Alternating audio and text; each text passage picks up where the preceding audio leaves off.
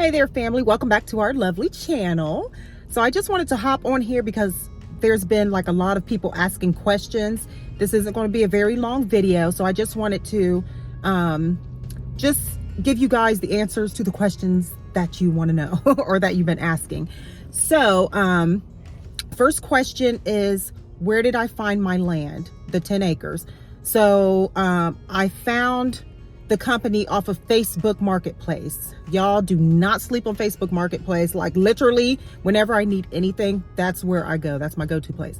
So went on there, contacted the guy, and then he led me to his website to, just find out all the details about the land or whatever. So after I did that, I called the county. So that's what you want to do. You want to call the county to make sure that you do your due diligence and that it's the right person that's selling you the land, that they actually even own the land. So called the county, and then I made sure that the property was in the person's name or the company's name that was trying to sell it to me. So that's what you want to do first. And then after that, living in the desert, you definitely want to ask, is there any washes on the property, or if it's in a flood zone? What other questions did I ask? You want to ask about the taxes, if they've been paid up, and also how much are the taxes per year. All right, you guys, I had to leave where I was at because too many people was up in the Kool-Aid. I don't like recording when there's like a lot of people watching me. So anyway, so where was I? Okay, also you want to ask if there's any easements. Property, if I would have bought more acres than what I did, because he had like 32 acres, but only 10 of it I could buy without having any easements. So that's what I wanted. And I believe easements are like if they need to make a road someday, or someone needs to get to their property just to if they need to get through your property to get on their property, then that would be an easement that you would have to abide by. But I didn't have any of those, so that's good. What else? No easements. So basically, you guys just do your due diligence. Just ask the questions that you want to ask, and the county will give you the correct answer. They're not going to lie to you, but the owners may lie to you, So anyways, that's that. Check and just make sure, first and foremost, that the taxes are paid up and that the land is in the people's name that's trying to sell you the land. The second most asked question has been, aren't you scared to live out there? Especially, because of your skin color. The answer to that is, I know it might sound crazy, you guys, but I am not scared whatsoever. That crosses my mind, but I have the Lord. He always looks after me. He always protects me. He always leads me and guides me. I have the Holy Spirit. And my thinking is, if something happens to me or someone in my family, then it was meant to happen. You know what I'm saying? So there's nothing that I could have done to change that. That's just my thinking. That's how I believe. Whatever's in God's will is going to happen. So that answers that. And also, since I've been going out there, and I've been going out there for years, you guys, like since I did my first tiny house. And so it's been like 6 years, and I have never, not once, encountered anyone that was rude, that was being mean. Everybody is extremely nice out there. At least the people that's been my experience. So that's that. Okay, how can I afford to do what we're doing? First of all, by the grace of God. Second is, God has blessed us with several businesses to where, we're able to do this. And plus, you guys, I do things as cheaply as possible. Okay, I am a frugal person. I really am. And so I just, like, with the estimates of the concrete, someone said 16.5 was a lot to pay for the concrete, which is true, but things do cost more out west, first of all, than it would here in Ohio. And then also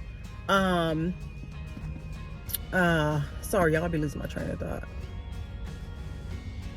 Oh yeah, I got like 10 different estimates from different people, and that was the cheapest one. Like, we were up in the 20 grand frame, so that was heck no. Okay, so we were able to do that, and I did say I wanted to do this debt free, so I need to actually be clear and honest with you guys. For the concrete, I did go to my bank and ask them if I could apply for like a credit card. No, I was going to apply for a loan just for the concrete, because I knew the concrete was going to be expensive.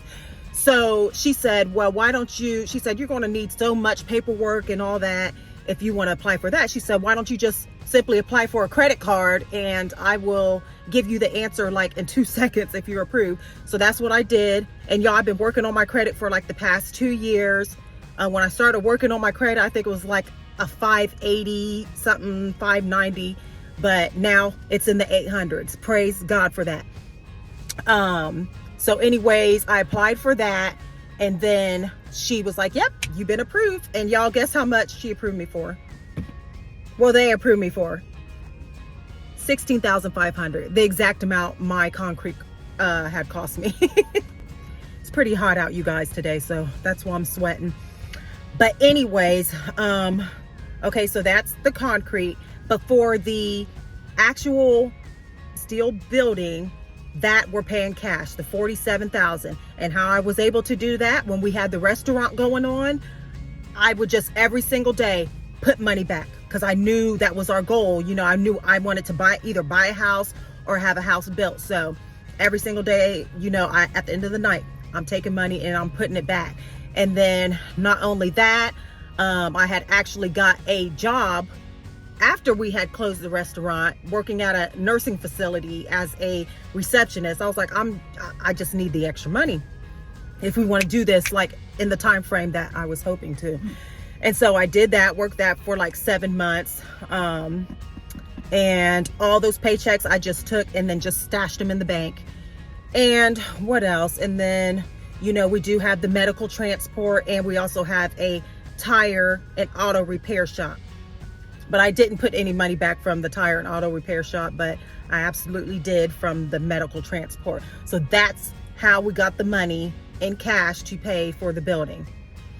Okay, and the land that was paid in cash. Everything else is going to be paid in cash. Hopefully, Lord willing, because I do not want to go into debt over there. I'm already in debt, $16,500 for the concrete.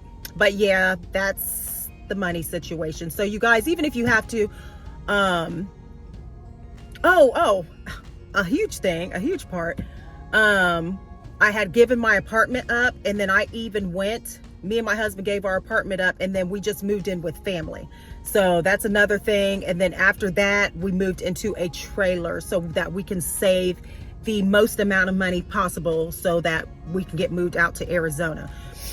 So that's that. You just got to do what you got to do. It might not be the most glamorous way of living, but like I said, if you need to go move in with family just to stack some money or whatever, then that's what I would do. Because it's only for a short amount of time, you know, and you got to just keep your mind on the prize, keep your mind on the goals that you have set.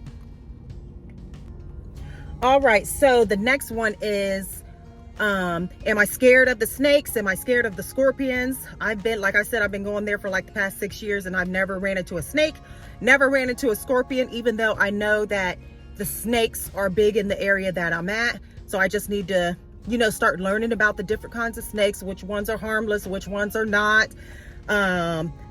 I barely can't see anyway. That's why I wear these contacts. So I just hope that I don't come across a snake that matches the color of the sand. Like, why does that have to be? Why they got to match the same color of the sand?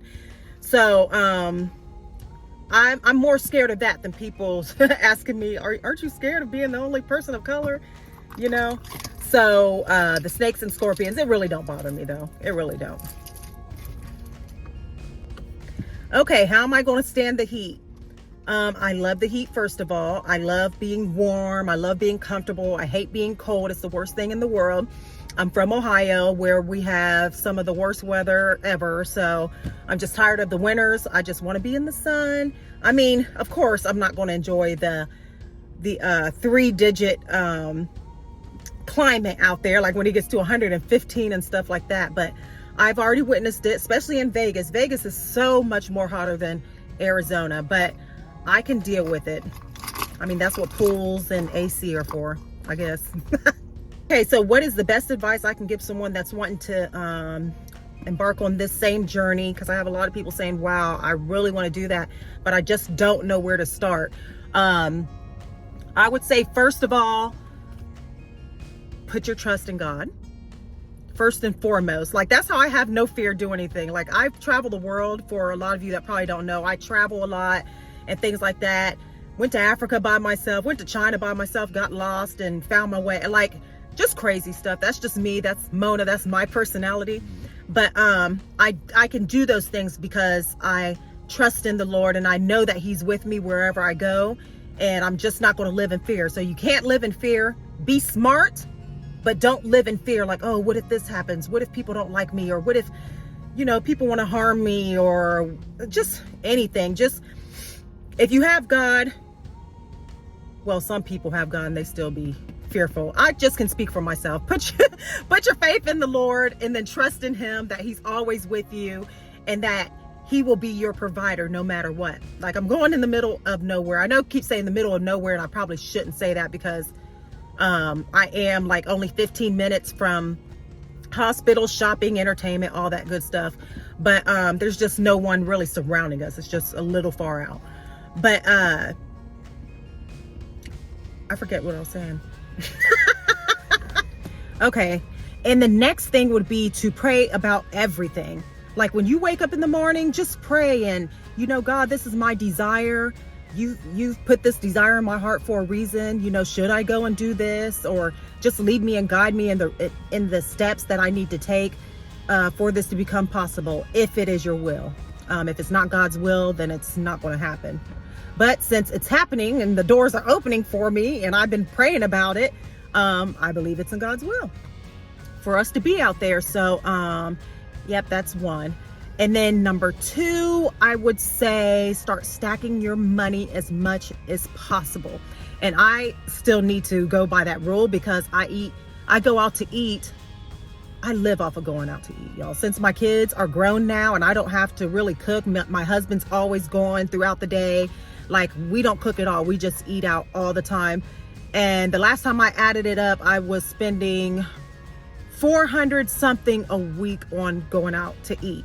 So if you can cut, sorry y'all, if you can cut going out to eat, at least like 2 times a week, if you go out like we do, you will save a ton of money. I'm telling you, it adds up.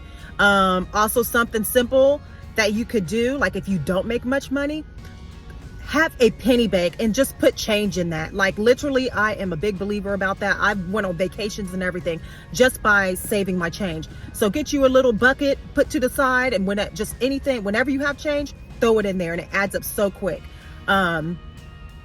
Usually I'll collect my change and then go to the bank, and I'll have like $400 or $500 just for saving that for like 2 or 3 months. And then you start it over again.